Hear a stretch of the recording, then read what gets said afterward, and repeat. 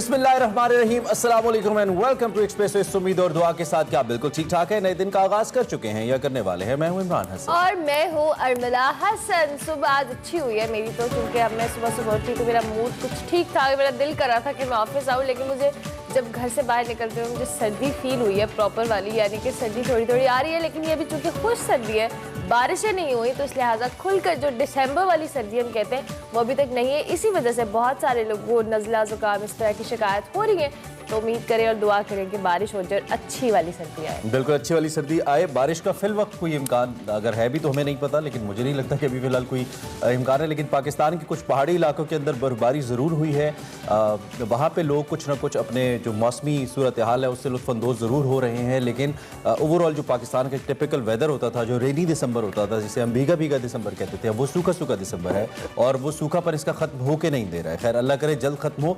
और इस दिसंबर के सीज़न के साथ जो चीज़ रिलेट करती है, जो चलती रहती है, वो है शादी। दिसंबर में बहुत सारी शादियाँ होती है और जब हमें लग रहा होता है कि खानदान में कोई शादी रहेगी तो वो सब दिसंबर में रख लेते हैं शादी। अच्छा जनाब, शादी की बात हो रही है तो जुनैद सफदर की शादी को हम कैसे भूल सकते हैं, जो आजकल सोशल मीडिया में बहुत ज़्यादा हाईलाइट हुई है। नहीं है जितनी जुनैद सफदर की आ रही हैं, कोई हर्ज नहीं है आपकी ज़िंदगी है। लेकिन फिर जब लोग, क्योंकि पॉलिटिकल एफिलिएशंस होती है, फिर हर किसी की अपनी थिंकिंग है, फिर लोग तो तनकीद करते हैं। हालांकि मैं इस तनकीद को कतन सपोर्ट नहीं करता, लेकिन फिर आपको जब आप इतना पब्लिक करेंगे तो फिर लोग तो बातें करेंगे। और मरीम नवाज साहिबा बहुत प्यारी लगी थी, ये तो एज ऑलवेज कपड़े और ये सब। अच्छा चले जनाब, बहुत कुछ है शो में। हमने शादी पे तो डिस्कशन कर लिया, अब कुछ पॉलिटिकल बातें भी करेंगे, सेगमेंट्स में होंगे, नहीं कर सकते। लेकिन आगे बढ़ेंगे हम आज की हेडलाइंस के साथ। सिंध का बल्दियाती निजाम इनकलाबी करार, बल्दियाती निजाम को काला कानून कहने वालों के मुंह काले होंगे, बिलावल भुट्टो जरदारी की ललकार।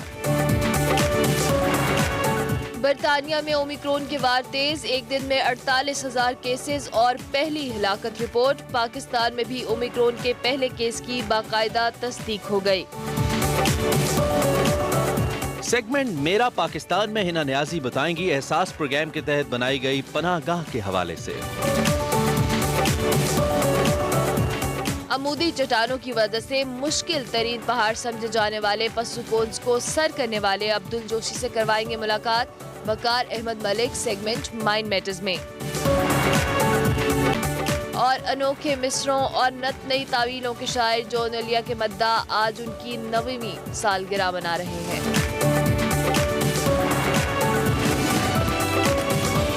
अरे वाह, और क्या कल सुपर पाकिस्तान के फास्ट बॉलर्स एक बार फिर अपने दोबारा रिदम के अंदर नजर आए। चाहे शाहीन शाह अफरीदी की इनलाइन बॉल हो या फिर 4 विकेटें जबरदस्त वसीम जूनियर की हो, मतलब क्लास हमने कल बहुत अरसे के बाद फिर देखी पाकिस्तानी ग्राउंड्स की। हाँ ऑब्वियसली पाकिस्तानी ग्राउंड है, होम ग्राउंड का ये फायदा तो होता है। इस क्रिकेट में हमने बहुत लंबी बात करनी है, लेकिन अभी आपको बताएंगे आज की बड़ी खबर।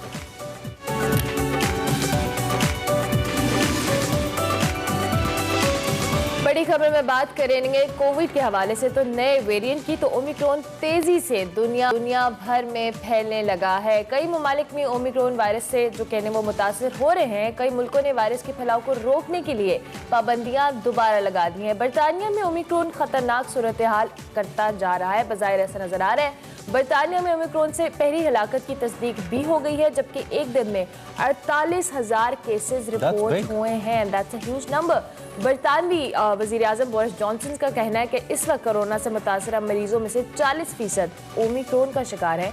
और जबकि बरतानवी हेल्थ सिक्योरिटी के मुताबिक ओमिक्रॉन फैलने की जो शरह बरकरार रही है, तो वह दिसंबर के आखिर 10 लाख से ज़्यादा शहरी जो है आखिर तक मुतासर हो सकते हैं ओमिक्रॉन से। बरतानवी साइंसदानों का कहना है कि अगर मुल्क में मजीद पाबंदियां ना लगाई गई तो जनवरी में ओमिक्रॉन की बड़ी लहर आने के भी चांसेस हैं। बट आई फील इज कि ऑलरेडी ये बड़ी लहर ही है। मतलब एक दिन में 48,000 cases is such a huge number. और दूसरी जानिब अप्रैल के हवाले से ये कहना है कि आखिर तक कोरोना की नई किस्म से जो अमवात की तादाद है, अगर इसको रोका ना गया तो वो 25 से 75,000 तक जा सकती है। This is very alarming. Pakistan में ओमिक्रॉन का पहला जो बाकायदा तस्दीक शुदा केस है वो सामने आ गया है। चंद दिन पहले कराची में जो एक बाहर से आने वाली खातून थी जिनकी उम्र 57 बरस बताई गई है, उनके हवाले से ये इतलात आ रही थी कि उनमें ओमिक्रॉन की अलामात पाई गई थी। मुतासरा खातून समेत 3 अफराद के सैंपल जेनम सीक्वेंस के लिए कौमी इदारा सेहत में भेजे गए थे, जहाँ मुतासरा खातून में ये जो वायरस है या इसका जो वेरिएंट है ओमिक्रॉन, वो उसकी तस्दीक हो गई थी। दूसरी जानिब हम अगर NIH national institute of health के मुताबिक बात करें तो 2 सैंपल्स में ओमिक्रॉन की तस्दीक नहीं हुई। ताहम आवाम से फिर भी ये अपील है कि जो ओमिक्रॉन के संगीन असरात हैं इनसे बचने के लिए हमें वैक्सीनेशन लाजमी करानी है। पहली 2 डोजेस तो मैंडेटरी हैं, मतलब वो तो ऐसी है कि इसके बगैर तो अब जैसे आपकी ज़िंदगी के लिए एक ज़रूरी चीज़ है, और फिर अगर आपको 6 माह हो चुके तो बूस्टर डोज भी आप लगवा सकते हैं। महकमा सिंध ने इस मुतासरा खातून के जो मुख्तलिफ कॉन्टैक्ट्स हैं इनके लिए ट्रेसिंग शुरू कर दी है और एक स्मार्ट लॉकडाउन भी आप वर्ड के वहाँ पर लगाया गया है। हमारे साथ डॉक्टर ज़फ़र मिर्ज़ा साहब मौजूद हैं, साबिक़ मुआविन ख़ुसूसी बराए सेहत हैं, वज़ीर आज़म के। उनसे करते हैं चूँकि कोविड जब स्टार्ट हुआ था, मैं हमेशा इनके तारुफ में कहता हूँ कि उस वक्त जो इंतज़ामात शुरू में किए गए थे उस टीम को ये लीड कर रहे थे। डॉक्टर साहब, thank you very much for joining us early in the morning. बहुत शुक्रिया, आप हमारे साथ मौजूद हैं। एक ऐसे ज़िगज़ैग सिचुएशन चलती रहती है, कभी ऐसा लगता है कि हम बड़े रिलैक्स हो गए और फिर कोई ऐसा वेरिएंट, कोई ऐसी वेव आती है कि फिर से हम शॉक हो जाते हैं। ये जो ओमिक्रॉन को हम फोर्सी कर रहे हैं ख़ासतौर पर पाकिस्तान को लेकर, आप बीइंग डॉक्टर भी, हेल्थ प्रोफेशनल, कैसे देख रहे हैं इसको? पाकिस्तान को इसके लिए क्या इक़दामात करने चाहिए? क्या ऑलरेडी हम तैयार हैं इसके लिए, खुदा न खास्ता अगर ये दोबारा से आउटब्रेक होता है इसका? जी बहुत शुक्रिया। देखें जी, इसकी पेशन गोई जो है वो तो काफ़ी अरसे से हो रही थी कि पाकिस्तान में अब सर्दियों के आगाज़ में केसेस इन एनी केस जो हैं उनके बढ़ने का इम्कान था। तो हमें जो एहतियाती तदाबीर और जो हमें प्रिकॉशंस करनी चाहिए थी वो तो इन एनी केस करनी चाहिए थी। ओमिक्रॉन जो है ये डेफिनेटली एक नया वेरिएंट है, इसमें बहुत सारी वायरस के अंदर तब्दीलियाँ आई हैं। अभी तक ये हतमी तौर पे नहीं कहा जा सकता कि इसकी वजह से बीमारी के फैलाव में क्या तेज़ी आएगी और बीमारी की शिद्दत में क्या तेज़ी आएगी। जो अर्ली इतलात हैं मुख्तलिफ रिसर्च बॉडीज़ की तरफ से, उसमें एक मिला जुला इस वक्त रिजल्ट है। लेकिन जो एक बहुत बड़ा सवाल है वो ये है कि क्या जो वैक्सीनेटेड लोग हैं वो मुदाफ़ियत कर पाएंगे ओमिक्रॉन वायरस वेरिएंट के खिलाफ या नहीं। तो अभी तक इस सिलसिले में कोई हतमी अगेन हमारे पास रिजल्ट्स नहीं है। जो कुछ रिजल्ट्स हैं उसके मुताबिक जो मैसेंजर RNA वैक्सीन्स हैं उनके अंदर वो यानी कहना चाहिए कि 70-80% तो मुदाफ़ियत उन्होंने दिखाई है, लेकिन दूसरे वेरिएंट्स की निस्बत कम मुदाफ़ियत है। जहाँ तक इस बात का ताल्लुक है कि पाकिस्तान को क्या करना चाहिए, तो पाकिस्तान के लिए कोई नई सूरत हाल नहीं है। हम 4 वेव्स को पहले देख चुके हैं, डेल्टा वेरिएंट को देख चुके हैं। हम हमारे SOPs तय हैं, हमें एग्जैक्टली पता है कि हमें क्या करना चाहिए।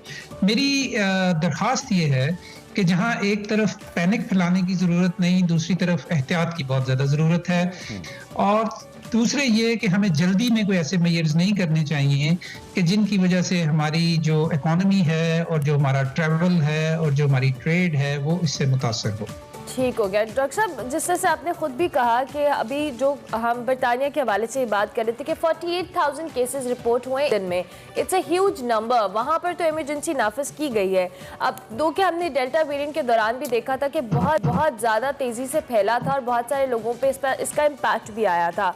अब हमें इसके लिए जो एडवांस में जो के प्रिवेंशन करने की ज़रूरत के तौर पर किस तरह के इकदाम करने चाहिए, क्योंकि डेल्टा वेरिएंट के बाद अब ओमिक्रॉन के हवाले से भी कहा जा रहा था कि बहुत तेज़ी से फैल रहा है। अगर एक केस रिपोर्ट हुआ है, 2 कि ये साउथ अफ्रीका में भी पहले रिपोर्ट हो चुका था, तो अब मजीद भी केसेस हो सकता है कि मौजूदगी हो उनकी और अभी उस पर डाटा कलेक्ट किया जा रहा हो।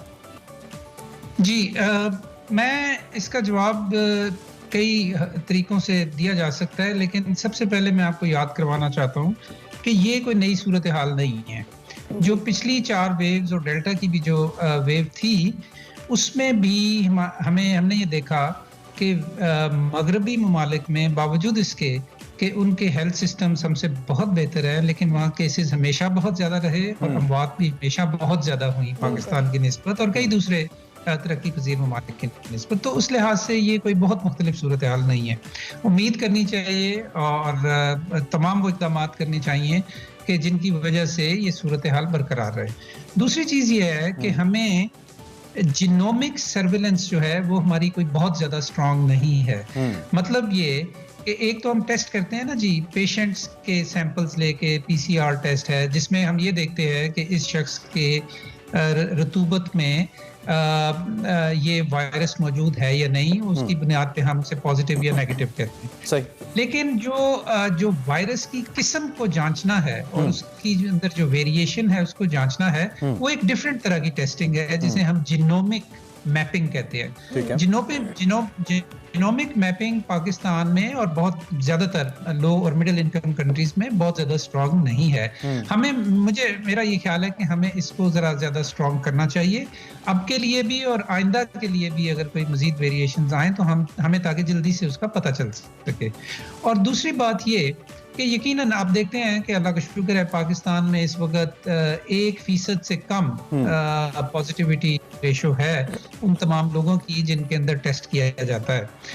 तो ये आप इसे कह सकते हैं कि ये ऑलरेडी वायरस इस वक्त पाकिस्तान में एंडेमिक है, ये पैंडेमिक की शक्ल नहीं है।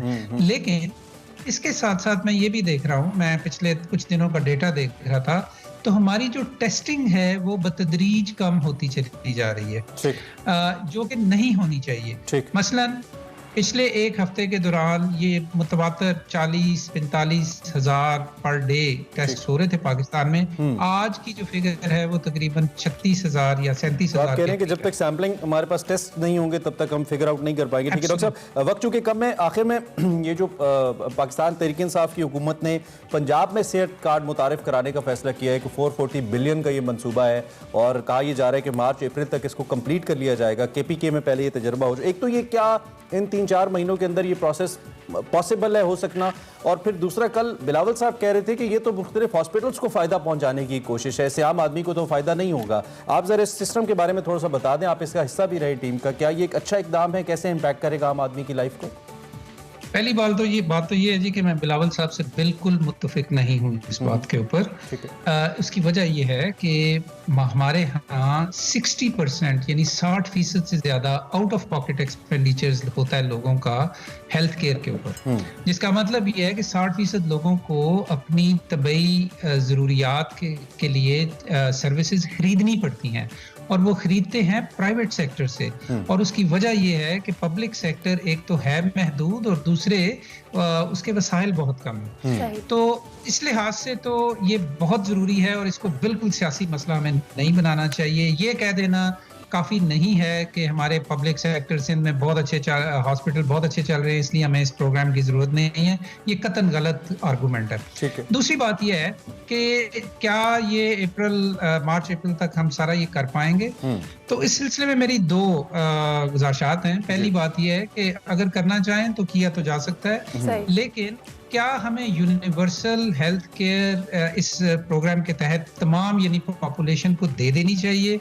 इसके बारे में मेरे मुख्तलिफ ख्यालात हैं। मेरा ये ख्याल है कि ये सिर्फ जो लोग अफोर्ड नहीं कर सकते सिर्फ ये उनके लिए। ठीक है, सबको नहीं देना चाहिए। ठीक है डॉक्टर साहब, थैंक यू वेरी मच जी। इस पे इंशाल्लाह इन डिटेल्स हम कोशिश करेंगे एक और सेशन आपके साथ रखें और इस पे बात हो। थैंक यू वेरी मच, आपने हमें ज्वाइन इन द ओमिक्रॉन के हवाले से and then this health card जो कि बहुत बड़ा इनकलाबी मनसूबा जिसे हुकूमत कह रही है, इस पे भी डॉक्टर साहब इज़ारे ख्याल करते हैं, इस पे हम बात करते रहेंगे। अभी हम ब्रेक लेंगे, ब्रेक के बाद हाजिर होंगे। आप देखते रहिए एक्सप्रेसो।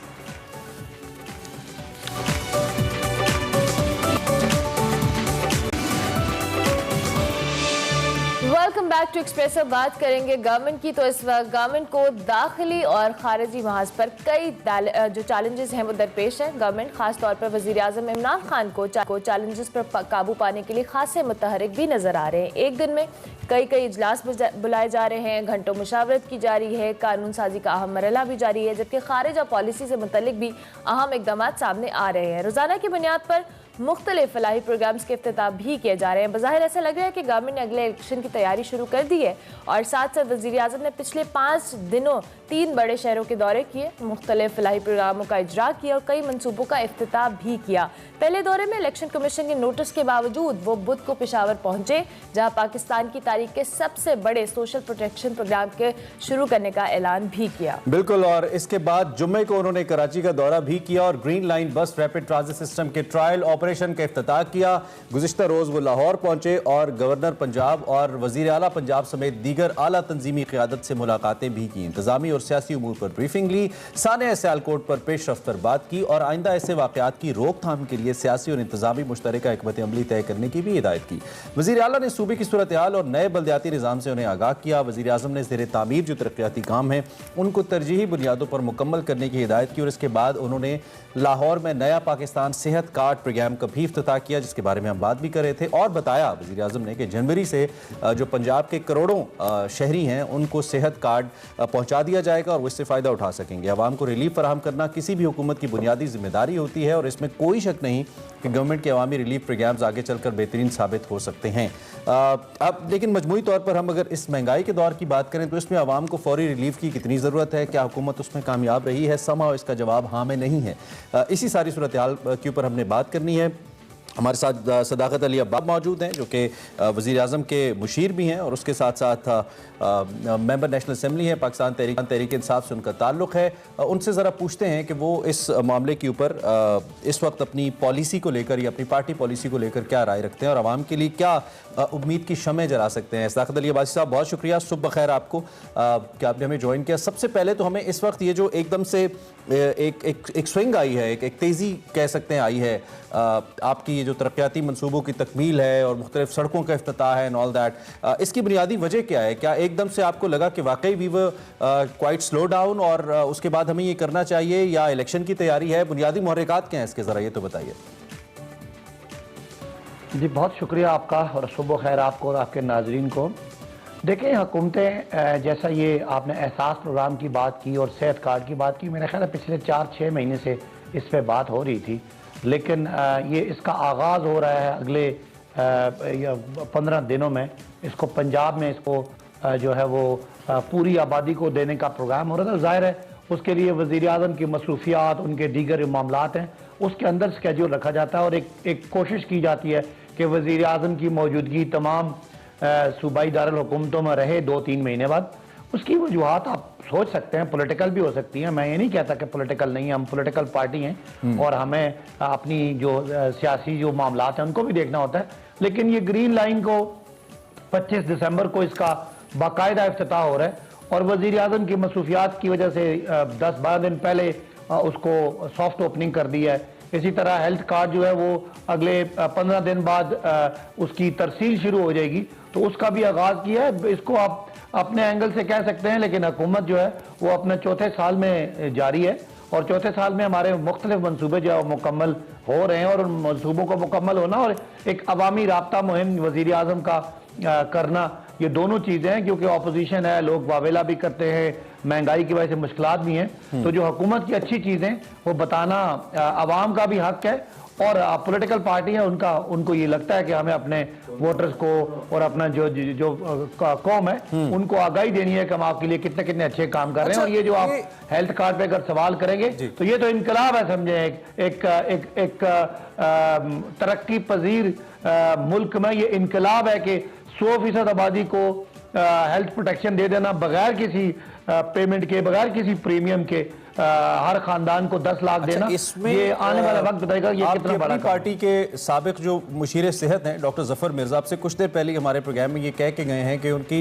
ये मंसूबा तो बहुत अच्छा है, लेकिन उनका ये कहना था कि फुल आबादी को, सभी लोगों को क्या ये देना चाहिए या नहीं, इस पर उनका एतराज़ है और समहाउ ये एतराज़ बनता भी है। मगर फॉर एग्जाम्पल अगर एक लैंड क्रूज़र चलाने वाला और एक रिक्शा चलाने वाला तो बराबर नहीं हो सकते, तो आपको नहीं लगता है कि अगर आप सबको ये दे देंगे, वो शख्स जो कि अपना इलाज या तो यहाँ से भी अच्छे हॉस्पिटल से अफोर्ड कर सकता है और अच्छे से क्या बाहर से भी, लंदन से भी कर सकता है, अमेरिका से भी, उसको भी आप दे रहे हैं, तो आपको नहीं लगता कि आप उस शख्स का हक दे रहे हैं जो कि एक छाबड़ी फरोश है, एक रेडी लगाने वाला है? तो सबके लिए ये नहीं होना चाहिए था, एक सिस्टमैटिक अप्रोच आप रखते हुए उसको देते जो कि डिजर्व करता है और बाकियों को ना देते हेल्थ कार्ड? अच्छा, ये तो बात आपका पहला पॉइंट कि जी जो एक आम आदमी है, जो गरीब आदमी है, जो आमदनी के हिसाब से निचला तबका है, उनको जरूर देना चाहिए, पहली बात तो ये है। लेकिन पाकिस्तान की आबादी इतनी बड़ी है कि ये इंश्योरेंस का जो एक पूरा मैकेनिज्म है, उसमें जितना बड़ी तादाद होगी उतना आपको प्रीमियम कम देना पड़ेगा। तो अगर इसमें ये तो एक अमीर मुल्क की तरह की बात है कि हर शहरी को देना इस पे एतराज़ तो नहीं होना चाहिए। हाँ, अगर किसी जगह पे कोई गरीब को डिस्क्रिमिनेट कर रहे हैं तो वो हो, जैसे बाकी एहसास के प्रोग्राम है महंगाई वाला या दीगर चीज़ें, वो तो सिर्फ गरीब लोगों को दिया जाता है, बिकॉज उसमें हर आदमी ने लाजमन खर्चा करना है। लेकिन हम जो सेहत हेल्थ कार्ड वाला की है, बात करें। ये प्रोटेक्शन हो सकता है कि 70% आबादी जो है वो अस्पताल में जाए ही ना, और उनकी वजह से प्रीमियम जो जाएगा उससे बाकी इंश्योरेंस कंपनी का जो वो ओवरऑल सेटअप है उसका फ़ायदा होगा। और ये नहीं, चूँकि इसमें रिस्क कम होता है इसलिए प्रीमियम की रकम कम होती है, और ये पूरी आबादी को कर लेना समझे एक मार्का है। ये बात ठीक है कि जो सब्सिडी हम दे रहे हैं, पैसा दे रहे हैं, वो सिर्फ गरीब लोगों को दिया जाएगा। और एहसास के नहीं, वही ना, अगर बाकी आप एक उस सिर्फ उन तबके लोगों को के चाहे लिए- वो 5% भी है वो निकाल दें तो वो प्रीमियम की मद में जो आपने पैसे देने हैं ना, आपने खुद ही कह दिए, ये पॉइंट आपकी फेवर में नहीं जाता, वो पैसे आपको नहीं देने पड़ेंगे। मे बी वो 440 अरब के अगर 400 अरब भी देने पड़े तो 40 अरब की 2 मेट्रो बन सकती हैं, तो आप खुद ही कहते थे। नहीं, मैं आपको बताऊं, जितनी बड़ी आबादी होती है उतना प्रीमियम पर हेड वो कम कर देते हैं ना, आपके नहीं, रिस्क फैक्टर उनका कम हो जाता है। तो अगर आप 1 करोड़ लोग का करेंगे तो पर हेड प्रीमियम ज्यादा होगा, और 20 करोड़ का करेंगे तो पर हेड प्रीमियम कम होगा, बिकॉज रिस्क फैक्टर है। तो ये पूरा सोच समझ के किया गया, और आने वाले वक्तों के लिए इतना बड़ा काम कर दिया कि आज इसका असल इम्पैक्ट ये होगा कि प्राइवेट सेक्टर हेल्थ बहुत प्रमोट ठीक हो गया। सदाकत अली बासी साहब, आखिर में हमने इस हेल्थ सेक्टर के हवाले से तो बात कर ली, बल्दियाती इलेक्शन की बात कर लें तो पीटीआई की जानिब से बल्दियाती निज़ाम पर शदीद तनकीद की जा रही है। बिलावल भुट्टो कहते हैं कि पंजाब में तो पीटीआई ने अपनी मर्जी का निज़ाम मुसल्लत किया है, तो क्या आपने पंजाब में बल्दियाती निज़ाम जब चला उसका एक वो जो तश्कील दिया था उस पर अपोजिशन से आपने कितनी मुशावरत की थी?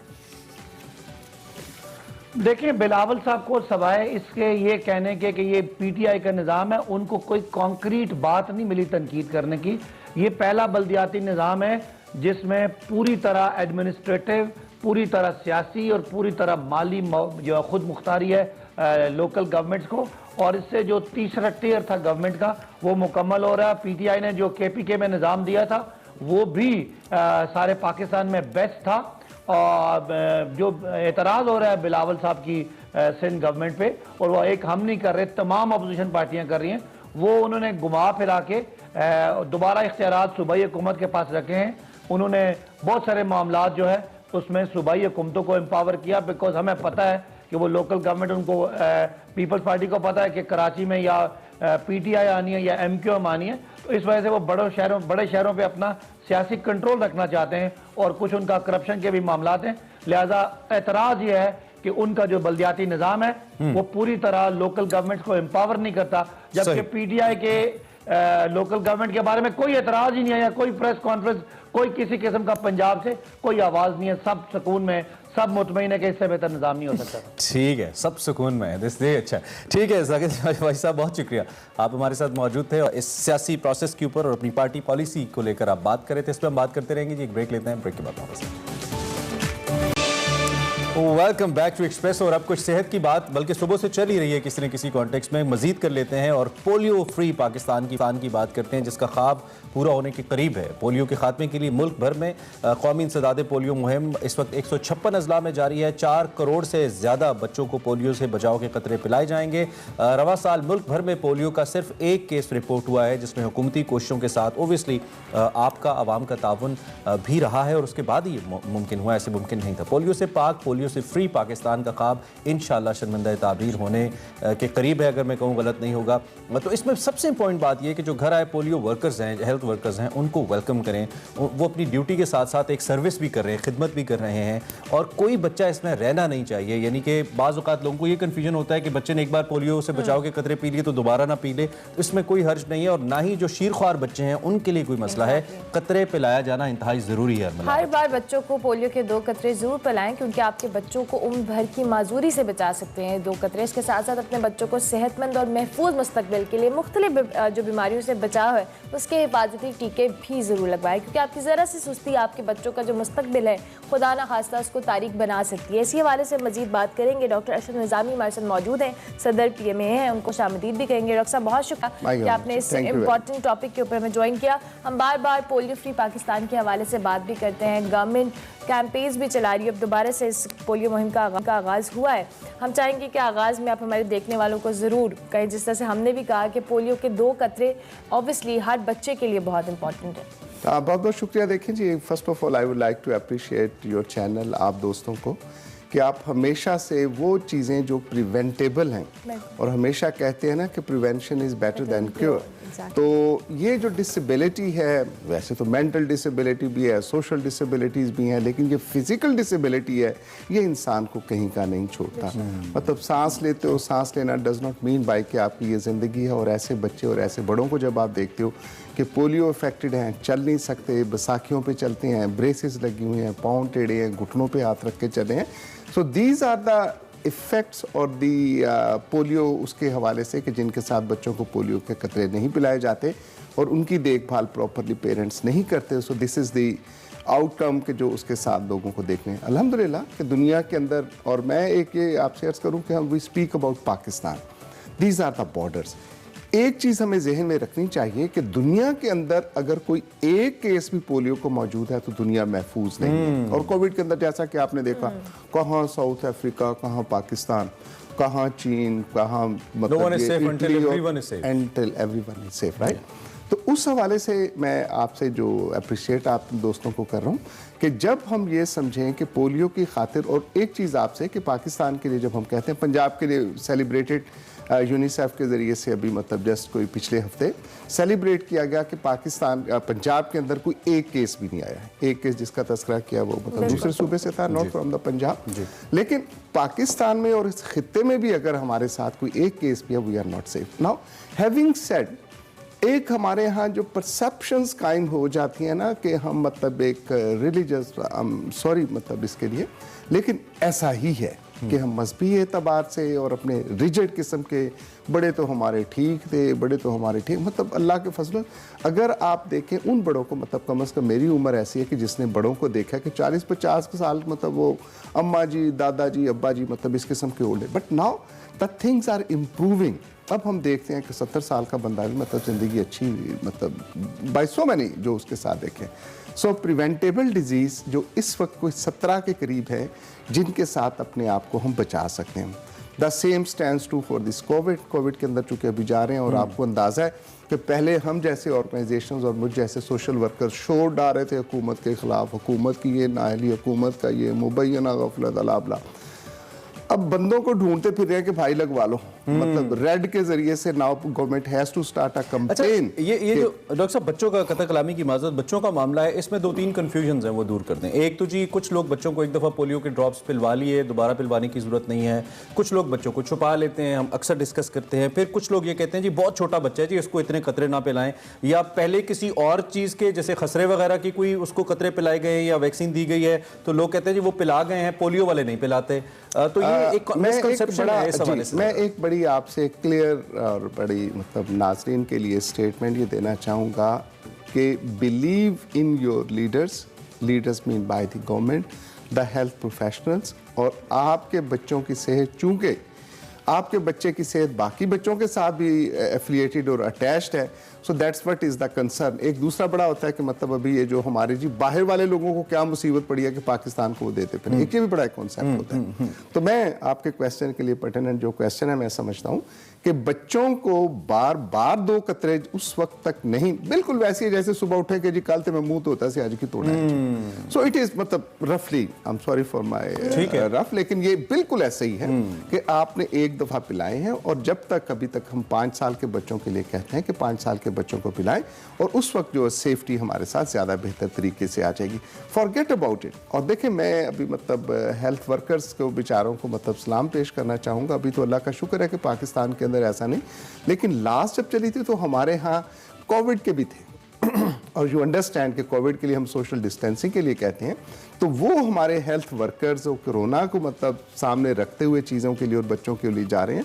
तो it is very much important कि जब आपके घर, और आपने शुरू में जैसे बिल्कुल दुरुस्त फरमाया कि आपके घर पे जब आपके बच्चे की देखभाल के लिए, एंड नेवर कंसीडर कि उनको बहुत ज़्यादा पे किया जाता है, दे आर मोटिवेटेड पीपल जो कि इस काम को मतलब एक नेक करने की खातिर वो कर रहे हैं। तो मैं समझता हूँ कि पेरेंट्स को, और मैं रिक्वेस्ट भी करता हूँ, अपील भी करता हूँ कि खुदारा इस मुहिम को अपने लिए, अपनी फैमिली और अपने बच्चों की खातिर आप कामयाब करें। और बच्चों को अगर कोई मिस भी हो जाता है, government institution they speak about it, लेकिन अगर कोई मिस भी हो जाता है तो वहां पे इदारे मौजूद हैं और आसपास के लोग उनको 1166 I think it's helpline is also there, उनको कॉल करना चाहिए। और आसपास के लोग जो कि थोड़े समझदार हैं, पढ़े लिखे, हर जगह पे अब तो लोग मौजूद हैं, उनको जिम्मेदारी लेनी चाहिए अपने मोहल्ले की कि इन हेल्थ वर्कर्स को आप लोग हेल्प करें। अच्छा, पढ़े लिखे से अगर हम बाशऊर कह लें तो बाशऊर से बिल्कुल ठीक कह रहे हैं आप। तो अच्छा डॉक्टर साहब, थैंक यू वेरी मच, बहुत शुक्रिया। इस इंपॉर्टेंट मौजू पे जब भी आप तशरीफ बड़ी से रासिल गुफ्तगू होती है, डॉक्टर साहब हमारे साथ मौजूद थे जी, डॉक्टर अशरफ निज़ामी साहब। इस पर हम बात करते रहेंगे। बच्चों को पोलियो से बचाव के खतरे जरूर पिलाइए, उनको उम्र भर की माजूरी से बचाइए। अभी ब्रेक लेंगे, ब्रेक के बाद हाजिर होंगे। देखते रहिए एक्सप्रेस।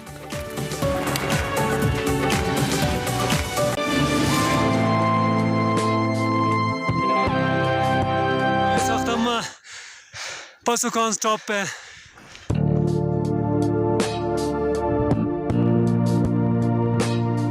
अस्सलाम वालेकुम नाज़रीन, मैं हूं वकार अहमद और आप देख रहे हैं माइंड मैटर्स। राका पोशी बेस कैंप पर ताड़ साहब के साथ एक एक्सपीडिशन हुई थी 2013 में, और उसमें हमारे साथ एक नौजवान थे, तब कम उम्र थे। और उस नौजवान के बारे में आपको बताऊं कि ताड़ साहब और मैं एक रिज पे खड़े होते थे और थोड़ी देर मतलब हमारे साथ खड़े होते थे, लेकिन उसके बाद वो नीचे जाते थे और बहुत ही कम और मुख्तसर वक्त के बाद एक नुक्ते की सूरत में हमें बस नज़र आ रहे होते थे कि वो ग्लेशियर के ऊपर एक नुक्ता है। और इतनी एनर्जी थी, इतना कमाल कि उस वक्त तार साहब कहते थे कि यार ये अब्दुल जोशी के अंदर कितनी सलाहियत है। अब्दुल जोशी के बारे में भारत उस वक्त हम नहीं जानते थे कि बहुत ही कम मुख्तसर वक्त के बाद ये दुनिया के 8000 भी सर कर लेंगे। पशु कौन जो कि अभी तक सर नहीं हुई थी उनको भी सर करेंगे और एक नया रूट दरियाफ्त करेंगे और इस तरह के कारनामे सर अंजाम देंगे। उनके साथ उनके टीम मेंबर हमीदुल्लाह भी हैं जिन्होंने पशु कौन उनके साथ सर की। अब्दुल जोशी, सबसे पहले तो ये बताएं कि हेरामोश पे आप हमारे साथ नहीं थे।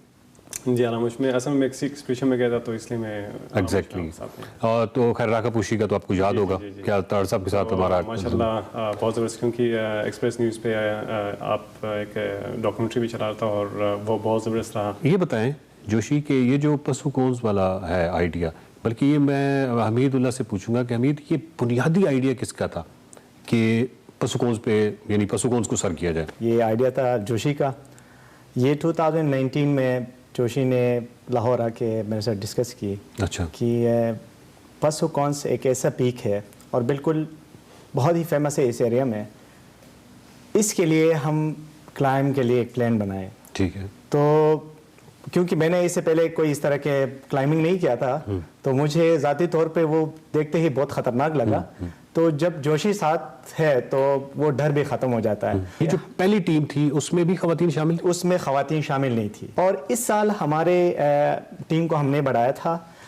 इस साल 10 हम लोग मर्द थे और 2 ख़वातीन को हमने टीम में शामिल किया था। 2 ख़वातीन के हवाले से जोशी मैं आपसे ये पूछना चाहूँगा कि इनके पास ऑलरेडी माउंटेनियरिंग के हवाले से कोई तजर्बा था, ये मतलब सीखती रही थी? जी, असल में ये कि वहाँ पे बेसिक ट्रेनिंग हर कोई लेता और ये जो 2 बच्चियाँ आई थी वहाँ पे और माशाल्लाह से इन लोगों ने बहुत ही ज़बरदस्त मतलब ट्रेनिंग ली थी उन लोगों ने और स्ट्रॉन्ग भी थे ये लोग। तो फिर मैंने सोचा था कि वुमेन को एम्पावर करना है, तो इसलिए मैंने इसी टीम में हमने उनको शामिल किया। और माशाल्लाह क्योंकि आपको पता है कि पशु कौन जो है ना वहाँ पे फिर एक दूसरे का सपोर्ट करना इस तरह से जो है ना वो काफ़ी मुश्किल होता है, लेकिन फिर भी ये जो 2 लड़कियां आई थी वहाँ पे बगैर किसी के सपोर्ट के जो इन लोगों ने खुद आके इन लोगों ने सबमिट किया। इसके ऊपर रॉक क्लाइंबिंग भी थी, तो उन्होंने रॉक क्लाइंबिंग की किस तरह? जी, तकरीबन ये इसकी बेस कैंप से 3 तक जो है ये रॉक है। उसके बाद फिर 3 से कैंप 4 जो है इसका आइस और स्नो है। फिर इसकी 4 से इसके अंदर यानी वो वर्टिकल्स भी आए थे, यानी वर्टिकल क्लाइंबिंग भी है? जी जी जी जी। अच्छा, ये बताएं कि आपने पशु का इंतखाब किया, पशु कौन का इंतखाब किया, अब इस इंतखाब के पीछे क्या था? क्योंकि असल में अगर दूसरी तरफ देखा जाए तो शोहरत आपको 8000 देता है, ये चले कम अज़ कम 7000 तो आप बंदा करें ना, लेकिन एक ऐसा पहाड़ जो कि 7000 भी नहीं है लेकिन डिफ़िकल्टी में वो 8000 के बराबर है, और दूसरी तरफ उसकी वो सिग्निफिकेंस नहीं शायद आपको मिलेगी जो कि, क्योंकि जनरली माउंटेनियर्स और स्पॉन्सर्स भी इन चीज़ों को देख रहे होते हैं। तो इसके लिए तो यानी पशु कौंस को सर करने के लिए ख़ास किस्म का इश्क चाहिए, तो वो कोई ख़ास इश्क था, मतलब क्या था? जी, असल में ये कि इससे पहले जो हमने 2019 में एक्सपीडिशन बनाया था उससे काफ़ी पहले काफ़ी लोग देखते थे कि भाई पशुकौन से, और मैंने काफ़ी लोगों से सुना कि भाई ये पहला बंदा कौन होगा कि ये पशुकौन के समिट पे जाएगा। तो उसी दिन से जो ना मेरे अंदर जो ना ये एक जुनून पैदा हुआ। मैंने कहा कि नहीं, एक दिन मैं ज़रूर इसके लिए ये बताएं कि अमूमन हम एक पहाड़ देखते हैं तो एक इस तरह से राका पोशी है या इवन नांगा पर्वत है, अब बहुत दूर से भी आपको आइडिया हो जाता है कि इसकी वो समिट है। अच्छा, पशुकौन जो है वो एक, जिस तरह तार साहब कहते हैं कि जिस तरह बच्चे को पहाड़ बनाने को दिया जाए ना तो एक शरारत से वो सारी इस तरह की लकीरें खींच दें, तो इस तरह का वो पहाड़ है। कैसे आपको आइडिया हुआ कि इसकी समिट एक्चुअली है कौन सी? क्या पशुगांव से आपको वो नजर आ सकती है? जी, इसमें असम पशुकौन से वो उसकी समझ जो है डायरेक्ट नज़र नहीं आता। पशु से लेके गुलमी तोशिशकर से इसकी समझ मतलब ये कि टॉप नज़र आता है, फिर बीच में वो नज़र नहीं आता कि भाई इसके बीच में जो है कोई। अच्छा, अगर मैं पशु बटूरा राउंड कर रहा हूँ, जी, बटूरा ग्लेशियर से मैं उतरा हूँ तो उधर से जो सामने नजर आता है एक यूं करके एक शेप, जी, जिस तरह क्या कहते हैं कश्तीनुमा, क्या इसकी वो समिट है? वही समिट है। अच्छा, जिस बंदे ने 89 में किया था किसी गोरे ने, वो यहाँ ये वाली नहीं की थी उसने ये नहीं किया था, उसके पीछे थुपबदंसर उसको, क्योंकि मैप में जो है उसको थुपबदंसर लिखा हुआ है, और हमारी साइड से क्योंकि शमशाद से भी वो नजर आता है, हमारी साइड से उसको क़ारून 2 कहते हैं। तो हमीद, ये भी तो एक बहुत बड़ा कारनामा है ना कि एक पहाड़ जो है, जितने भी पहाड़ सारे हुए हैं, तो एक तो होता है पहाड़ सर करना, ये एक अलग से एक बहुत बड़ी एफर्ट रिक्वायर्ड हो, लेकिन इससे भी बड़ा कारनामा जो है वो रूट दरियाफ्त करना होता है किसी भी नया पहाड़ पे, सबसे बड़ा कारनामा है। उसके बाद उस रूट पे माउंटेनियर्स जो है वो पहाड़ सर करते रहते हैं। तो आपको अपनी टीम के साथ डेफिनेटली कई मीटिंग्स उससे पहले हुई होंगी, तो आपको इस चीज़ का भी था कि हमने इसमें 2 कारनामे करने हैं, यानी एक तो आपने पशुकौन हमने सर करना है, दूसरा हमने एक नया रूट भी दरियाफ्त करना है। तो ये चीज़ आपने कंसिडर की हुई? बिल्कुल वक़ार भाई, देखिए आप जब माउंटेनियरिंग के लिए जाते हैं तो आप प्रॉपर अपनी प्लानिंग करके जाते हैं, पहले से उसके ऊपर बड़े फ्रेमवर्क करते हैं। अब जिस तरह हमने पशुकौंस के रूट को चूज़ करना था, वो हमारे लिए यकीन एक चैलेंजिंग पॉइंट था, क्योंकि उसके इतने सारे रिज्स है कि बंदे को समझ नहीं आता कि किस रास्ते से हमने जाना है। लेकिन हमारी मैं खुशकिस्मती समझता हूँ कि हमारे साथ जो हमारे टीम मेंबर्स थे, जिसमें अब्दुल जोशी, उसको कौन नहीं जानता, और साथ में वहाब भाई जो कि वो भी काफ़ी एक्सपीरियंस रखता है इस फील्ड में, तो हम हर रात डिस्कस करते थे कि हमने कौन सा रूट फॉलो करनी है जो कि हमारे लिए ख़तरा भी ना हो, और आने वाले जो हमारे क्लाइंबिंग कम्युनिटी है उनके लिए भी एक ऐसा रूट हम दरियाफ्त करें कि वो उनके लिए भी आसानी हो। पशुकौंस के लिए हमने 2500 मीटर जो है ना हमने रस्सी इस्तेमाल की, जो कि सीनियर्स का कहना है कि इतना जो है ना आपके बड़े माउंटेन्स में भी यूज़ नहीं, बिल्कुल एग्जैक्टली। और ये भी हमारे लिए एक चैलेंजिंग पॉइंट था, क्योंकि हमने जो माइंड बनाया था कि हमारा इतने रॉप फिक्स हो जाएंगे, तो बीच में जब जोशी लोग कैंप 3 पे पहुंचे तो वहाँ से जब 4 के लिए रास्ता बना रहे थे, तो वहाँ में हमें अंदाज़ा हो गया कि 4 से 5 तक के लिए मज़ीद हमें रॉप्स रिक्वायर्ड है, जो कि हमने वापस फिर बेस कैंप आना था। और इसकी दूसरी चैलेंजिंग पॉइंट ये है कि बेस कैंप से 4 तक या 3 तक जो इसकी ड्यूरेशन है वो बहुत टफ है, और ऊपर से फिर नीचे आना, फिर ऊपर जाना भी एक चैलेंजिंग पॉइंट है। और दूसरी बात यह है कि आपका बेस कैंप से कैंप 2 तक आपको कहीं पे भी पानी नहीं मिलती। जोशी, आखिरी सवाल मेरा आपसे यह है कि किसी भी पहाड़ के ऊपर अगर कोई आप जख्मी हो जाते हैं तो किसी जख्मी फर्द को किसी पहाड़ से भी नीचे लाना एक बड़ा ही मुश्किल काम होता है, चैलेंज होता है। ये इस तरह के पहाड़ पे तो कहीं ज़्यादा मुश्किल हो जाता, मतलब आपके लिए एक वर्टिकल्स हैं बिल्कुल ही मतलब इस तरह की एक वो क्या कहते हैं, इस तरह पहाड़ की नोयत ही, इस तरह साख्त ही बड़ी अजीबोगरीब सी है। तो ये चीज़ें भी हमने कंसिडर की हुई थी कि अगर ऊपर कोई इंजरी हो गई या कोई ऐसा मसला हो गया तो मतलब उस बंदे को नीचे कैसे लाया जाएगा? इसमें ये कि वैसे पशुकौन से क्योंकि काफ़ी रॉक है और ब्लू आइस से मिक्स, तो वहाँ से रेस्क्यू करना काफ़ी मुश्किल है। मतलब ये कि इसमें बहुत ज़्यादा टाइम भी लग सकता है। और उसमें ये था कि क्योंकि इससे पहले भी मैंने जब मैं जा रहा था पशुकौन, उससे पहले मैंने आर्मी वालों को इन्फॉर्म किया था और सीएम को भी मैंने इन्फॉर्म किया था कि मैं इसी एक्सपीडिशन पर जा रहा हूँ।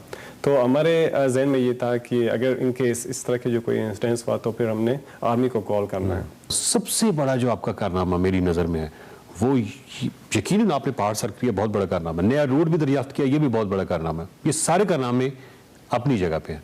लेकिन सबसे बड़ा कारनामा जो वुमेन एम्पावरमेंट के हवाले से आप जो अपनी बहनों को ऊपर लेके गए और उनको जो हौसला दिया और उनको जो मतलब ये कमाल काम आपने किया कि एक ऐसा पहाड़ जहाँ पे मतलब अपने आप को बचाना और ऊपर लेके जाना पड़ा, आपने खवातीन माउंटेनियर्स को लेके गए और बाकायदा उन्होंने आपकी उम्मीदों पे वो पूरी उतरी। ये बहुत ज़बरदस्त हो रहा है, इससे कॉन्फिडेंस आपका भी बढ़ा और यकीनन उनका भी बढ़ा। Welcome back to Expresso. Show के दूसरे हिस्से में आपको खुशामदीद कहेंगे। और बिल्कुल आगाज में इस घंटे के 19वीं सदी के जदीद शायर जॉन एलिया साहब का जिक्र हम आज कैसे भूल सकते हैं। आज उनके मद्दाह, जिसमें मेरा नाम भी शामिल है, उनकी 9वीं सालगिरह 90th बर्थडे उनकी मना रहे हैं। जॉन का असल नाम सैयद सिब्ते असगर था। आप 14 दिसंबर यानी कि आज ही के दिन 1931 को अमरोहा उत्तर प्रदेश में पैदा हुए। जॉन एलिया अनोखे मिसरों और नित नई तावीलों की वजह से शोहरत रखते थे। पाकिस्तान उनकी अदमी खिदमात के तरफ में एक यादगारी डाक टिकट भी जारी कर चुकी है। जॉन एलिया 8 नवंबर 2002 को इस जहाने फानी से हमेशा के लिए रुखसत हो गए। दास्तां खत्म होने वाली है तो मेरी आखिरी मोहब्बत। जॉन एलिया को पेश किया। हम जॉन एलिया को याद कर रहे थे। अब आगे बढ़ेंगे। अब बारी हमारे सेगमेंट मेरा पाकिस्तान की, जिसमें हिना न्याजी एहसास प्रोग्राम के तहत बनाई गई एक पनाहगाह के हवाले से हमें बता रही हैं। तो देखते हैं आज का मेरा पाकिस्तान।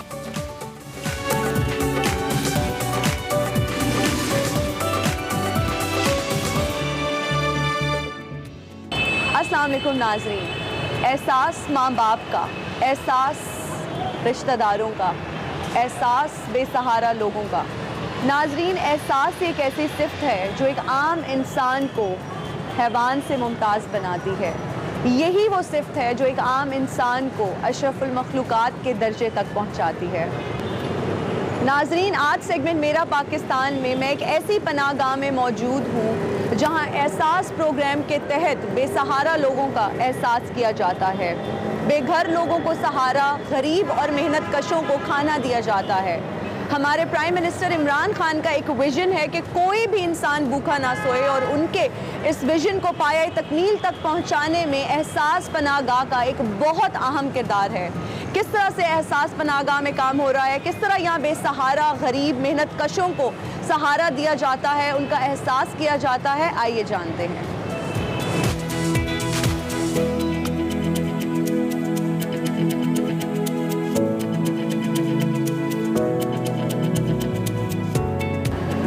अस्सलामुअलैकुम सर, कैसे हैं आप? जी, क्या हाल है आपका? मैं ठीक, अल्लाह का शुक्र। नाजरीन, इस वक्त हमें सेगमेंट मेरा पाकिस्तान में डीजी सोशल वेलफेयर और बैतुल माल मुद्दसिर रियाज मलिक साहब ने ज्वाइन किया है। सर, सबसे पहले तो ये बताइएगा कि एहसास प्रोग्राम के तहत लाहौर में कितनी पनाहगाहें बनाई जा चुकी हैं? देखिए, सोशल वेलफेयर डिपार्टमेंट जो है वो इस वक्त पूरे पंजाब के अंदर पनाहगाहों को डील कर रहा है। और पनाहगाहों में जो लाहौर के अंदर पनाहगाहें हमारे पास हैं वो इस टाइम 11 हैं और एक पनाहगाह जो हमारी है वो तोनसा में है। सो 5 पनाहगाहें सिग्नेचर पनाहगाहें हैं जो बेसिक हमारे बिल्डिंग हमारे पास अपनी है उनकी। सो अभी हमने एक ऐड की है पनाहगाह, अब 13 टोटल हो गई हैं जो कि जिना हॉस्पिटल के अंदर है। वो हमें in collaboration with the private sector के साथ मिलकर हमने वहाँ बनाई, डेवलप की है।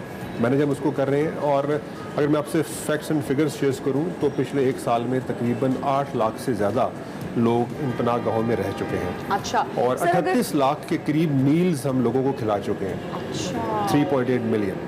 3.8 मिलियन। सर, अगर बात की जाए रजिस्ट्रेशन की, क्या प्रोसेस होता है रजिस्ट्रेशन का? किस तरह से यहाँ पर लोग आते हैं और फिर चेक इन बैलेंस का क्या सिस्टम होता है? देखिए, रजिस्ट्रेशन इज़ वेरी सिंपल। आप कोई शख्स जो आता है उसने अपना शनाख्ती कार्ड दिखाना है, उसकी एंट्री होनी है। एक सॉफ्टवेयर इसका बना हुआ है, ऑनलाइन एक पोर्टल है, उसके ऊपर वो एंट्री करके उसको हम अंदर आने देते हैं। अच्छा। और उसके बाद वो यहाँ पर रह सकता है। यहाँ पर वो यूजुअली हम 3 दिन इनकरेज करते हैं कि 3 दिन के लिए रहे। अगर कोई किसी को ज़्यादा इशू है वो हमसे डिस्कस करके क्राइटेरिया के मुताबिक उसको हम ज़्यादा टाइम भी स्टे करवा सकते हैं। अभी हमने नया एक ये सेगमेंट ये स्टार्ट किया है कि हम हर रात को हमारी टीम्स निकलती हैं और वो सड़कों पे रात को फुटपाथों पे देखती हैं, अगर लोग सोए हुए हैं तो उनसे रिक्वेस्ट करती हैं कि आप पनाहगाह में आ जाएं। अच्छा। तो हम उनको कोशिश, हमारी वैन्स होती हैं, वो चीफ मिनिस्टर साहब के स्पेशल हुक्म के ऊपर हम ये मोबाइल सर्विस हमने स्टार्ट की हुई है इसकी। सर, जिस तरह से आपने मोबाइल सर्विस की बात की और वैन्स की बात की कि वो रात में एक सर्वे होता है जिसमें लोगों को कलेक्ट करके यहाँ लाए, तो कितने % अगर मैं बात करूँ या डेली बेसिस पे आप लोग, जो लोग फुटपाथ पे सोए होते हैं, सड़कों पे सोए होते हैं, कितने डेली बेसिस पे आप लोग को यहाँ एंटरटेन करते हैं? इट डिपेंड्स के कैपेसिटी कितने लोगों की है? कैपेसिटी या 100 की इसकी कैपेसिटी है इस पनाहगाह की। इस तरह बाकी हमारे 5 पनाहगाहें हैं, सबकी तकरीबन 100 की कैपेसिटी है। तो हम लाहौर के अंदर 800 से 1000 लोगों को कैटर कर सकते हैं आराम से। बल्कि अभी जो हमारी 300 मजीद ऐड हो गई, अब 1000 से ऊपर हम कैपेसिटी होगी, तो 1100 की कैपेसिटी होगी हमारी। हाँ, जो ड्रग एडिक्ट्स होते हैं ऑब्वियसली उनको यहाँ पर लाना is not possible for the reason कि यहाँ पर अगर उनको मिक्स किया जाएगा उनके नहीं हो सकते, इश्यूज डिफरेंट हैं। अगर ड्रग्स ले रहे हैं तो उनको ड्रग रिहेबिलिटेशन सेंटर में भेजा जाता है या रेफ़र किया जाता है स्पेशल काउंसलर्स की तरफ। तो हम कैटर फॉर करते हैं उनकी नीड्स को, जो कि रियल जिनको ज़रूरत है पनाहगाह की, रोज़गार की तलाश में आए हुए हैं, स्टूडेंट्स आते हैं अपने एडमिशन्स के लिए। लारी अड्डा के पास जो पनाहगाह है वो आप देखेंगे लारी अड्डा के लोग बड़े वहाँ से, तो हमने कोशिश ये भी की है कि पनाहगाहों को उस जगह पर बनाया जाए जो कॉन्फ्लुएंस पॉइंट हो, जहाँ पर इन रोड्स हैं लाहौर के अंदर और लोगों को आसानी है उस जगह पर जाने के लिए। ठीक है सर, अगर नंबर ऑफ पीपल हम अगर बात करें, लोगों की बात करें, तादाद की, ख़वातीन ज़्यादा होती हैं या मर्द हजरात ज़्यादा ये पनाहगाह में आते हैं? देखिए, टेंडेंसी मर्दों की ज़्यादा है। अच्छा। हमारे पास ख़वातीन की भी पनाहगाह मौजूद है, उनकी फैसिलिटी भी अवेलेबल है, लेकिन ख़वातीन कम आती हैं अभी तक। ये एक हमने हमारे पास जो फैक्ट्स फिगर्स हैं उसके मुताबिक यही है। और सर, ये जो सड़कों पे हमें बच्चे नज़र आते हैं रात को मांग रहे होते हैं और फिर वहीं पर ही सो जाते हैं, उनके बारे में क्या बच्चे भी यहाँ पर आते हैं? देखिए, ये बच्चों के लिए ऑब्वियसली, क्योंकि बच्चे की डिफरेंट कैटेगरी। सो अगर आप बैगिंग की तरफ इशारा कर रही हैं तो उसके लिए एक डिफरेंट सेट फ्रेमवर्क अवेलेबल है। ये जो पनाहगाह का तस्वुर है, ये basically it's kind of a मुसाफिर खाना। कितने डेज के लिए आप लोग यहाँ पर कैटर करते हैं? हमने 1 महीना भी कैटर किया हुआ है। It depends. ठीक है। अगर सीरियस केस है तो हम उसको, अगर उसके पास कोई और सूरत नहीं बने, वो ऐसे उसे छोड़ेंगे नहीं, क्योंकि जो कॉन्सेप्ट है एक वेलफेयर स्टेट का, फलाही रियासत का, उसमें कॉन्सेप्ट यही है कि हमने लोगों की नीड्स को फुलफिल करना है और उनको जो उनके वेलफेयर के लिए हमने उनकी मदद भी करनी है। सर, इस बात को किस तरह से यकीनी बनाया जाता है कि जो शख्स यहाँ पनाह लेने आ रहा है उसका कोई क्रिमिनल रिकॉर्ड नहीं है या वो क्रिमिनल नहीं है? देखिए, हमारे पास जो उसका अवेलेबल रिकॉर्ड है वो CNIC है। अच्छा। हम CNIC के जरिए चेक करते हैं। सेकेंडली हम उसकी सर्चिंग भी ऑब्वियसली करते हैं। CNIC जिनके ब्लॉक होते हैं ऑब्वियसली वो तो हम डेफिनेटली वो यहाँ एंटर नहीं हो सकते, लेकिन जिनके CNIC दुरुस्त हालत में है, ब्लॉक नहीं है, वो एंटर हम कर लेते हैं। अच्छा। और लेकिन उनकी चेकिंग पूरी करते हैं उन लोगों की कि वो अंदर आए तो उनके पास कोई ऐसी चीज़ ना हो कि जिससे खुदा न खास्ता किसी दूसरे शख्स को ख़तरा हो। अच्छा, ठीक हो गया सर। यहाँ पर काफ़ी पनाहगज़ीन मौजूद है, हम चाहेंगे कि इनसे बात करें, इंटरेक्ट करें, जाने कि इनकी यहाँ आने की वजह क्या है। प्लीज़ आप।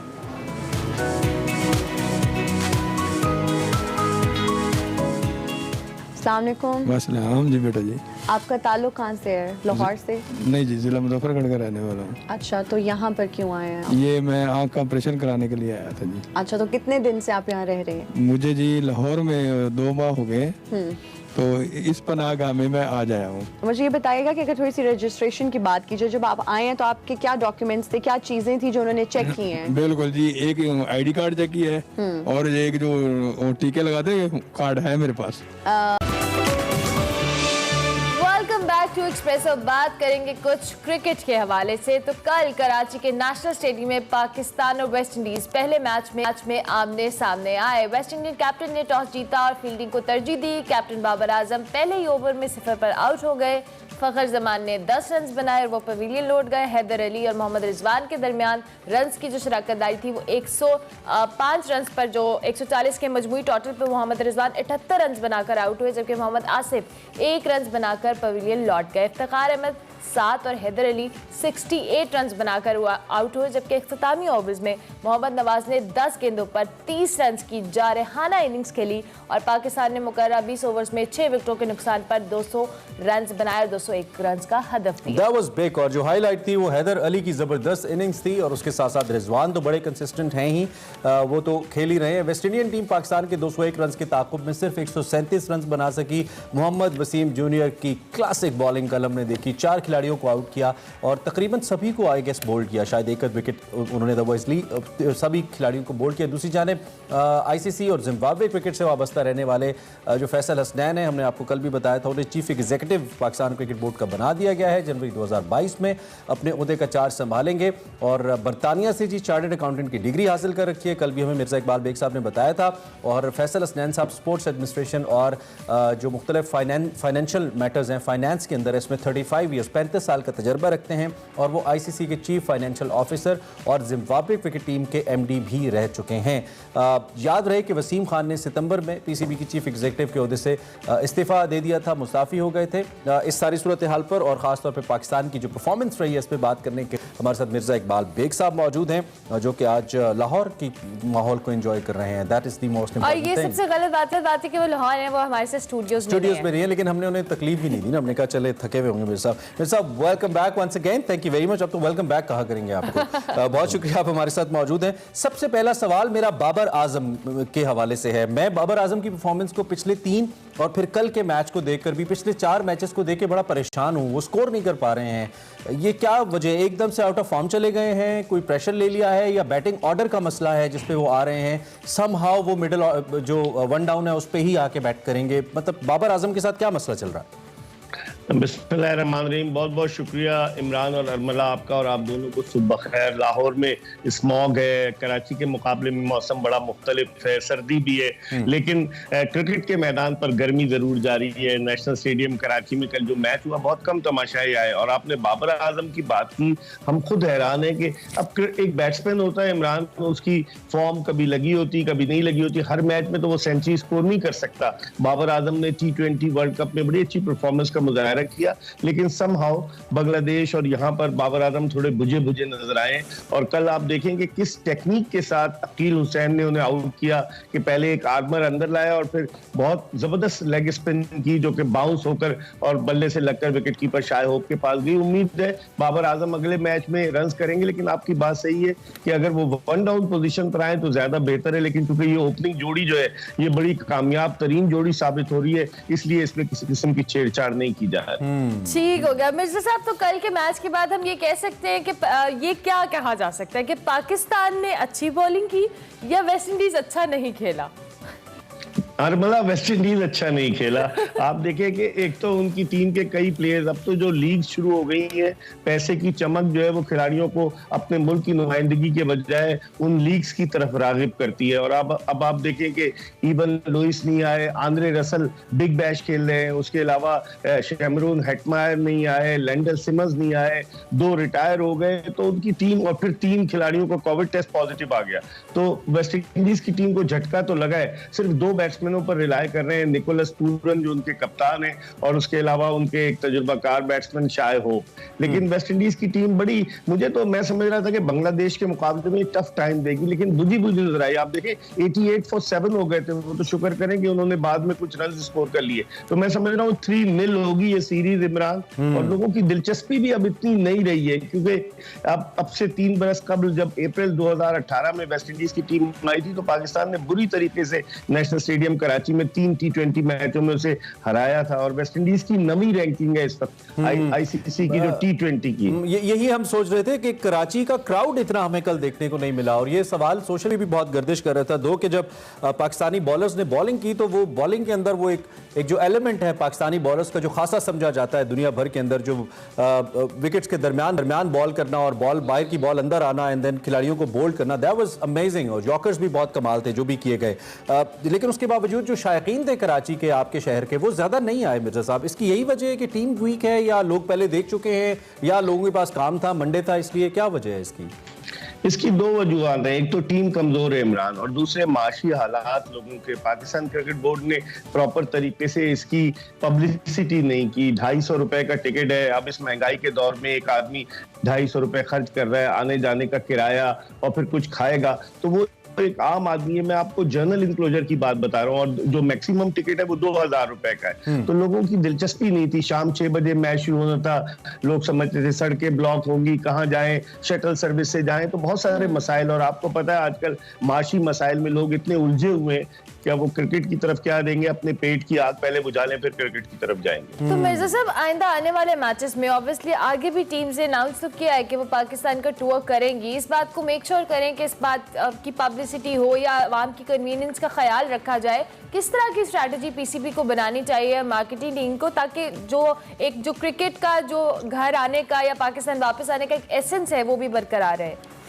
बड़ा अच्छा सवाल किया अरमला आपने। पाकिस्तान क्रिकेट बोर्ड के चेयरमैन रमीज राजा MBA करके आए हैं पंजाब यूनिवर्सिटी से। उनको तजुर्बा तो है, क्रिकेट तो खेलते रहे, लेकिन पढ़ा तो हुआ है उन्होंने मार्केटिंग को। और पाकिस्तान क्रिकेट बोर्ड के जो डायरेक्टर कमर्शियल थे, मार्केटिंग के डायरेक्टर, मार्केटिंग के बजाय डायरेक्टर कमर्शियल बाबर हामिद, उनको सैक कर दिया गया है। इश्तिहार दिया हुआ है पाकिस्तान क्रिकेट बोर्ड ने, अभी तक कोई मार्केटिंग में आया नहीं। लेकिन मैं समझता हूँ जो प्रॉपर पब्लिसिटी करनी थी, सलमान अभी उनके पास टेम्परेरी चार्ज है, लेकिन जो प्रॉपर पब्लिसिटी करनी थी वो नहीं हुई। और टिकटों की तादाद अगर कम करते, अप्रोच करते स्कूल्स में, एक तो कोविड है, फिर स्कूल्स कॉलेजेस के बच्चों को लेकर आते, मोटिवेट तो करते। ऐसा लग रहा है कि just going through the motion, बस सीरीज हो जाए किसी तरीके से। लेकिन आप सही कह रही है अरमला, अब इसके बाद मार्च अप्रैल में जो ऑस्ट्रेलिया के खिलाफ सीरीज है उसमें हमें कन्विंस करना पड़ेगा। PSL में तो लोग आते हैं, लेकिन इस तरह की जो सीरीज है, जैसे बांग्लादेश के खिलाफ मैच में नहीं आए या वेस्ट इंडीज के खिलाफ नहीं आए, तो वो इस तरफ पाकिस्तान क्रिकेट बोर्ड को देखना पड़ेगा। ठीक है मिर्जा साहब, चाहें thank you very much for joining us as always. It's pleasure to you and wish you all the best for your commitment. Mirza साहब, मिर्जा इकबाल बेग साहब हमारे साथ मौजूद थे और अपना एनालिसिस सामने रख रहे थे। एक बात इसमें पूरी जो हाईलाइट थी, जो इनके सवाल में उन्होंने कहा कि क्या हम अच्छा खेले या न्यूजीलैंड की टीम बुरा खेली। मिर्जा साहब ने कहा सॉरी वेस्ट इंडीज़ की टीम, तो उन्होंने कहा जी वेस्ट इंडीज़ की टीम बुरा खेली। एंड दूसरी जानिब मुझे थोड़ा सा अफसोस हुआ कल जो शायकीन की तादाद कम देख के, आई सो वांटेड। लेकिन मिर्जा साहब ने बड़ा अच्छा पॉइंट आउट किया कि एक तो माशी हालत लोगों की नहीं है, फिर PCB की मार्केटिंग फैक्टर था, तो ये आई चीज़ इसमें आड़े। खैर, इस पर हमने एक ब्रेक लेनी है, ब्रेक के बाद आते हैं, कुछ मौसीकी आपको सुनाते हैं ब्रेक के साथ। Welcome back to Expresso. अच्छा, वेलकम बैक टू एक्सप्रेसो। हाँ, वैसे हम जो कहते हैं वो हम करते भी हैं। तो ब्रेक पे जाने से पहले हम कह रहे थे कि आपको म्यूजिक सुनाएंगे, तो म्यूजिक बिल्कुल तैयार है, म्यूजिशियन भी तैयार है। इससे पहले कि हम उनकी जानिब जाएं, इस वक्त हमारे साथ स्टूडियोज में काशिफ दीन मौजूद हैं। थोड़ा सा तारुफ इनका करा देते हैं। ताल्लुक इनका गिलगित बल्तिस्तान हुंजा से है, अल्तित के इलाके से, और अपनी रीजनल लैंग्वेज में भी बहुत ज़बरदस्त गाते हैं। He is a writer as well, composer as well, और इनको एजाज़ ये भी हासिल है कि ये जो सबसे बड़ा पाकिस्तान के म्यूज़िक का ब्रांड है कोक स्टूडियो, उसमें भी ये सबसे पहले अपनी ज़बान को लेकर गए, उसके अंदर उन्हें परफॉर्म किया। विद दैट ISPR के साथ डिफरेंट प्रोजेक्ट्स पे काम कर चुके हैं, यानी कि मुख्तलिफ एवेन्यूज़ के ऊपर अपने आप को मनवा रहे हैं। और आज हमने ज़रूरी समझा कि इनका तारुफ आपसे एक्सप्रेसो में। So welcome to Expresso Kashif, कैसे हैं? Thank you so much. कैसी हुई आपकी सुबह? अल्हम्दुलिल्लाह मैं बेहतर, आप कैसे हैं? चलें, हम आपको देख के हमारी सुबह अच्छी हो गई। थोड़ा सा अपने बारे में आप खुद बताइए, आप अपनी ज़बान के बारे में बताइए जिसमें आपने यूजुअली आप लिखते हैं या लिखा।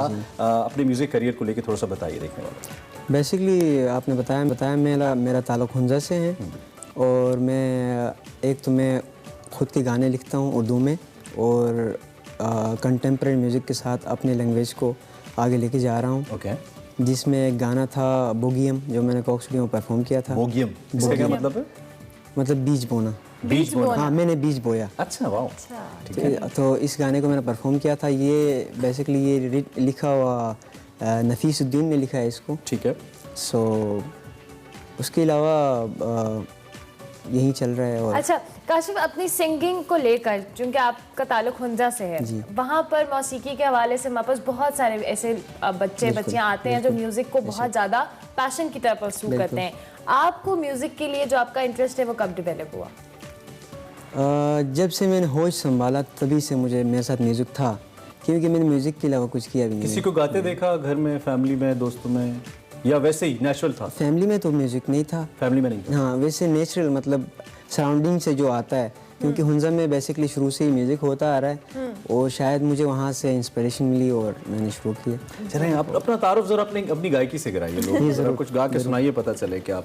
और पहले आप अपना रीजनल सॉन्ग गाएंगे या अभी कॉम्पोजिशन गाएंगे? मैं अपने composition. Okay, sure sure sure. इनकी अपनी कॉम्पोजिशन है जी, इन्होंने खुद लिखा है ये गाना और खुद कंपोज भी किया है इस वक्त Kashif ji. Thank you so much. ये कितना काफिया कितना अच्छा मिला है, तुलू अल्लाहू, क्या बात है, बहुत ही कमाल है। तो खुद लिखते हैं जी, खुद लिखा हुआ है। उर्दू में इतना अच्छा आप लिख लेते हैं तो बहुत ही कमाल है।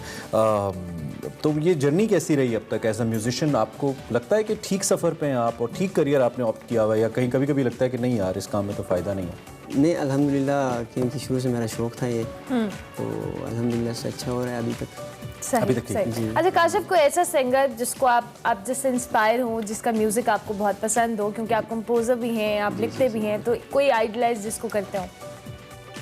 बेसिकली मैं इंस्पायर हूँ मेहदी हसन खान साहब से, वाव, सजाद अली साहब से, और इसी तरह अली सेठी सर हैं। सही, सही। नॉर्मली जो सेमी क्लासिकल गाने वाले हैं, या तो आपको इसी तरह का जॉनरा भी पसंद है? जी, इसी तरह का जॉनरा ज़्यादा पसंद है। सजाद अली साहब का कोई गाना याद है, इसके कॉर्ड्स वगैरह? जी जी, कोई अगर है तो बहुत ट्राई कर सकता हूँ। सुपर्ब। तो अभी कोई अपने सिंगल के ऊपर, जैसे अल्लाहू बहुत खूबसूरत सिंगल है, बहुत खूबसूरत मिस्टिक गाना, और मिस्टिक गाना बनाना एक मुश्किल टास्क होता है मुझे लगता है, लेकिन बहुत खूबसूरत है। इसको रिकॉर्ड कर रहे हैं आप? ये रिलीज हो चुका है। ये रिलीज कर दिया आपने? Okay, so how was the response? Response बस ठीक था। हाँ, क्योंकि मिस्टिक सॉन्ग के ऊपर उतना रिस्पांस आता नहीं, but it's a beautiful song and I would definitely recommend you Allahu track. आप जरूर काशिफ दीन का सर्च करें, मैं तो जरूर करूंगा, मेरी प्लेलिस्ट का हिस्सा। काशिफ ये बताएं, आप ऑब्वियसली म्यूजिक करते हैं, तो म्यूजिक बाकायदा सीखा भी किसी से, या भी सीखने का है आपको प्लान? प्लान भी है फर्दर, और बेसिकली कोई भी बंदा जब कोई काम करता है तो ऐसा नहीं होता है कि मतलब ऑटोमेटिकली खुद से कर जाए। एक होता है नेचुरल टैलेंट, जो शायद लोग कहते हैं कि मुझ में था। सो बाकी ये सीन था कि मैंने काफ़ी लोगों से सीखा है। अच्छा, सही। ऐसा नहीं है कि प्रॉपर बैठ के सालों लगाए, लेकिन मतलब जहाँ से जितना मिला है मैंने सीखा है। That's great. और इसी वजह से आपके जो नोट्स वगैरह हैं वो बड़े पक्के लग रहे हैं, बड़ा अच्छा लग रहा है। तो आपने एक अपना रीजनल गाना भी आप कह रहे थे कि आपने हमें सुनाना है, तो ये हमारे एक बड़ी ट्रीट होती है, regional music in the morning, so please. तो बेसिकली लव सॉन्ग्स में ज़्यादातर क्या होता है, अब तेरी यादें बातें यही चीज़ें। अच्छा, वही कुछ है बेसिकली ये चीज़। अच्छा, वो अपनी ज़बान को उसको ट्रांसलेट करने में भी इज वेरी रिलक्टेंट कि ये लव सॉन्ग है, बस आप समझ जाए अब इसमें क्या है। ज़्यादा से ज़्यादा क्या होगा, क्योंकि एग्जैक्ट वो वर्ड्स जो शायर बोलना चाहता है वो एग्जैक्ट मैं आपको बता नहीं सकता, क्योंकि अगर मैं ट्रांसलेट कर भी लूँ तो वो शायद वो कहेगा हक अदा ना हो। हाँ, हक अदा ना हो। ये शायर आपका दोस्त भी हो सकता है ना, शायर कहेगा यार मैंने ये नहीं लिखा, तुम क्या बता रहे हो। ये बड़े पुराने शायर है, शहबाज अली खान। इनका क्या नाम है? शहबाज अली खान। अच्छा अच्छा। तो फिर इनके शायरी के साथ छेड़ना भी थोड़ा मुश्किल है। We do respect. काशिफ, बहुत अच्छा लगा। आप कुछ भी कहना चाहें अपने म्यूजिक को लेकर, या वो लोग जिन्होंने अभी अभी आपको सुना या पहले से फॉलो करते हैं, आपको देख रहे होंगे, एनीथिंग यू वांट टू से आप इस प्लेटफॉर्म से? यही बात है कि आप सर्च करें, अगर म्यूज़िक अच्छा लगता है तो फॉलो करें, और इंशाल्लाह मैं आपके लिए अच्छा म्यूज़िक लाता रहूँगा, म्यूज़िक करता रहूँगा। बस आपकी मोहब्बत चाहिए और कुछ नहीं। आपकी मोहब्बत तो हम तक पहुंच रही है। आपकी आवाज़ बहुत खूबसूरत है, बहुत अच्छा गाते हैं, बड़ी मीठी आवाज़ है, बड़ी अच्छी आवाज़ है, यंग आवाज़ है, बहुत अच्छी। Kashif, thank you very much once again. जरूर इनको सर्च कीजिए, काशिफ दीन का म्यूजिक, और बताइए आपको कैसा लगा। ब्रेक लेंगे, ब्रेक के बाद हाजिर होंगे, देखते रहिए espresso.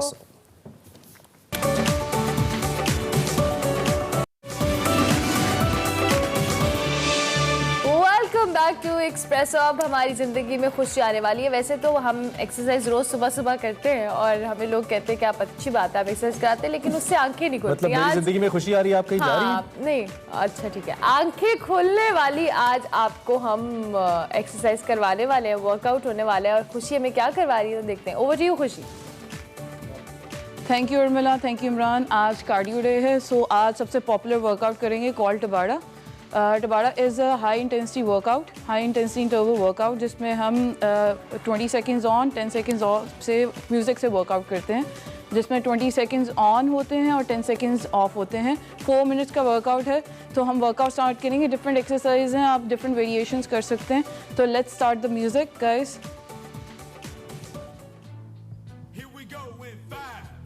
4 exercise after 2 minutes guys. Enjoy the workout. Take care, अल्लाह हाफ़िज़। थैंक यू वेरी मच खुशी। सुबह सुबह म्यूजिक के ऊपर एक्सरसाइज करानी है आपने अपने। अच्छा जनाब, इजाज़त लेंगे, कल मुलाकात होगी। फीडबैक लाजमी दीजिएगा। अल्लाह हाफ़िज़।